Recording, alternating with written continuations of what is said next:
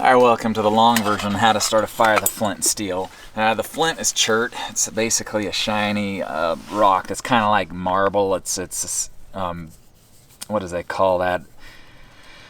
It's a crystal. It's basically crystal, quartz to be precise. And then you got your char cloth, which in this case is a paper towel, some dryer lint in there, and your steel. The steel can be any kind of a hardened carbon steel. It cannot be stainless. Stainless doesn't have enough carbon in it to spark.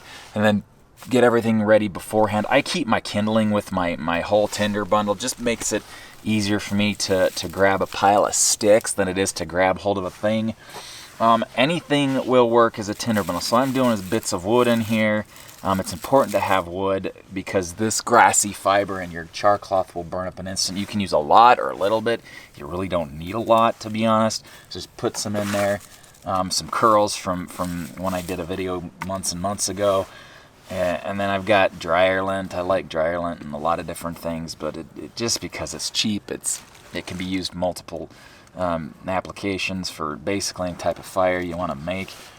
And you can just stick it in there if you want it. It grabs an ember easily, just like this stuff. This stuff has bits of. It's a water plant. It's the top of a reed, grows on a stalk near the lakes here.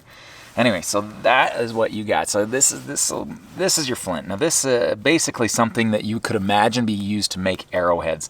It has to be hard, really, really hard. So if you're into the nerdy stuff, it's on the Mohs hardness scale of about an 8, much harder than your steel, which is what it's doing is it's cutting pieces of your steel off. So it has to be hard and it has to be sharp. If you've got no more sharp edges, you can just lap it just by chunking it. And once you get a sharp section, that's where what you whack onto your steel. And it's basically cutting pieces of that steel off. And that cutting causes the heat the metal to glow red hot. Carbon, it causes it to burn. Anyway, so that's it. The steel and the flint, they have to be specific. You can't just use any steel. You can't just grab steel when you're out and about. You can find quartz, silica, or chert, or obsidian, or any of that flint anywhere out in the wild. Most every state has that kind of thing. Here in Utah, we have a lot of obsidian, so we use that. And this is as simple. There's two basic methods. You can take this char cloth, put it together, and you can strike down into it like that. That's one way. It's not as controllable as the other way, in which you hold your flint in your one hand. It just doesn't matter which, whatever's comfortable to you, and you whack the steel at about a 30 to 45 degree angle into it, and it grabs that real quick. Like I said, this is a paper towel I put into a char cloth. Very, very simple. You can make anything. I have a video on what you can use to make char cloth. This is, like I said, a paper towel. I got pieces of dryer lint in here. They work just as well. If it's cotton, if you use a lot of polyester clothing, polyester is plastic. It does not make char cloth. It just makes a melted mess.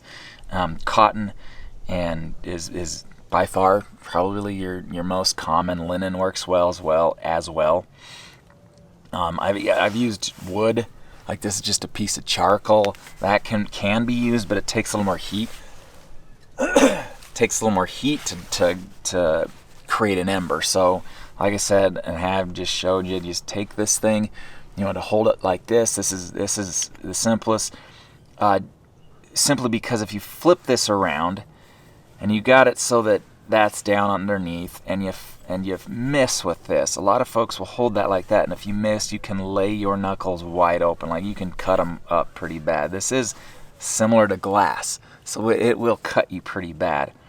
And essentially, just hold it with the thumb. You don't need to hold this. You don't need to squeeze it. You just hold on to it so you're not going to let go and it's not going to rotate.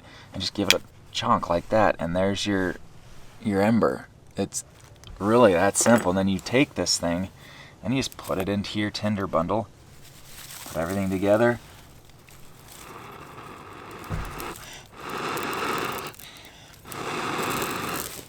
And blow it into a fire. And that's really simple as that.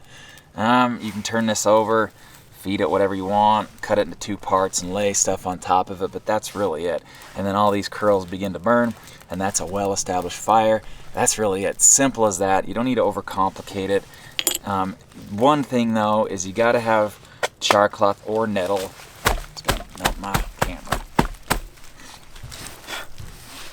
quick one thing is you want to have, stinging nettle also works. A lot of folks say this makes a good second fire because without the char cloth, you can't make the fire, and without the fire, you can't make the char cloth. Anyway, that's it. Love your faces, and I'll see you on the next one. Bye.